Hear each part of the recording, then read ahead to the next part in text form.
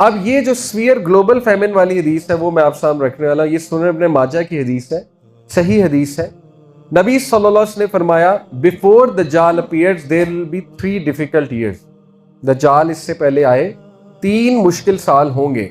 Number 1, in the first year Allah will command the sky to withhold 1/3 of its rain and the earth to withhold 1/3 of its produce। इसमें बहुत की words हैं।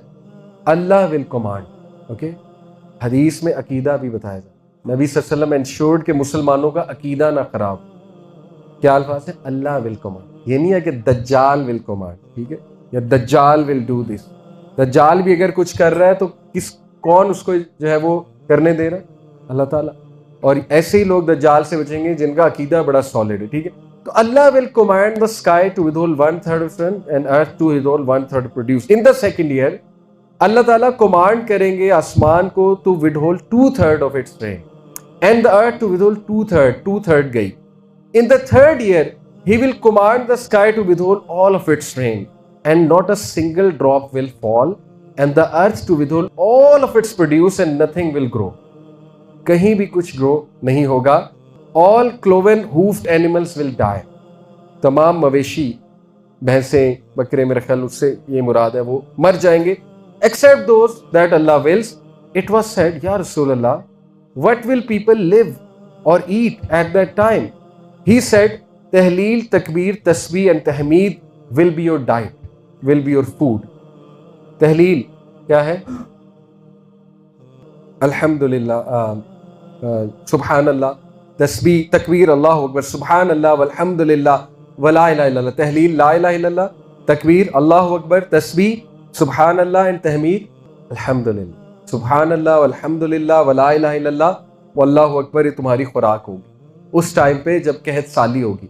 और इसमें बहुत depth है इस हदीस में कि ये जो जिक्र है ये अकीदा रिवाइज करवाता है ना कि अल्लाह है सब कुछ। क्योंकि देखे दज्जाल के लिए ग्राउंड सेट ही तब होगा जब लोग भूख प्यास का शिकार हों और ज़मीन कुछ उगा नहीं रही होगी। अब इससे क्या मुराद है? May be supply, food supply chain का सिस्टम कोलैप्स हो जाएगा। जैसे कोविड आपके सामने, हमने तो अपनी आंखों से देखा हुआ है। यानी सहाबा ने जब ये हदीस सुनी होगी तो उनके लिए शायद मतलब किसी के दिल में आया कि मे बी वो विजुअलाइज ना कर पाया हो कोई एक आधा, लेकिन हम सब ने तो देखें, कोविड अपनी आंखों से देखा हुआ है कि कोविड में क्या हुआ था। सारे घरों में बंद हो गए थे, सारे जो है ना वो फूड को जमा करने लग गए थे डर से कि फूड सप्लाई सारा कोलैप्स हो जाएगा, फूड सप्लाई चेन कोलैप्स हो जाएगी।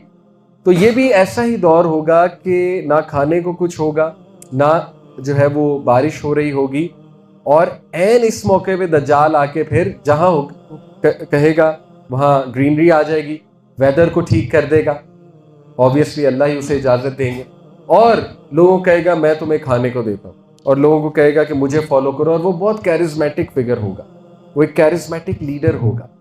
अब ये भी एक ज़ाहिर है एक डिस्कशन मौजूद है कि वो काना होगा।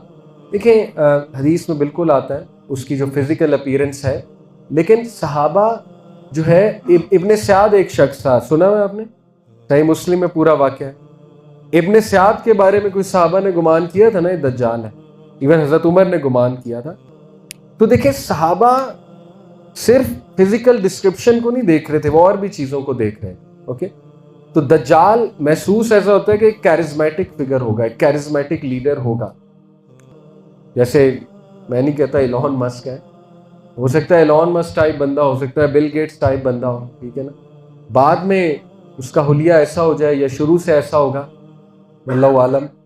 लेकिन ही विल बी समवन जो डिसीवर होगा, डिसीव करेगा ह्यूमैनिटी को, मैसिव लेवल पे डिसीव करेगा। इस लेवल पे डिसीव करेगा और इतनी लेयर्स के पीछे छुपा होगा, layer of glamour, layer of scientific ऑ, layer of food, layer of mall and everything, कि it will be very difficult for a common person to recognise दज्जाल कि ये है द ग्रेट डिसीवर।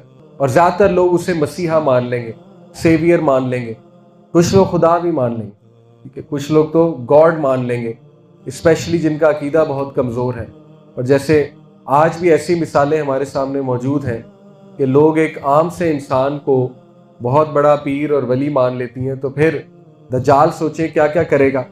आगे पूरी एक हदीस है वो मैं आपके सामने रखता हूँ सुनन इब्न माजा की लंबी हदीस है, उसमें सब है डिटेल कि वो क्या क्या करेगा और किस किस तरह ह्यूमैनिटी को डिसीव करने की जो है ना वो कोशिश करेगा।